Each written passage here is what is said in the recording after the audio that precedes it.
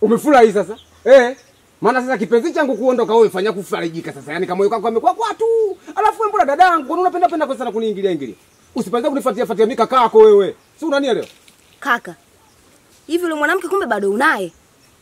Hivi wewe kaka tukanye mara ngapi kuhusu yule mwanamke wewe akufai? Kaka yule mwanamke kwao sio kuzuri, utateketea kaka. Watu kwambie mara ngapi? Wewe mtoto mdogo kabisa wewe nilofanya kukuvalisha nguo za zamani wewe. Leo uje unipea akili mimi, si ndio? Alafu mapenzi yaingiliwi. Sawa? Mimi kaka yako ndokopenda mimi haipaswi kuingilia. Umekuwa kama si afu sasa. Kila ndokopita unaona kama mguu hapo. Kaka yako mimi. Sawa? Mambo mengine hapaswi kuingilia. Kaka hapa nyumbani mimi sitoweza kuishi bila wewe.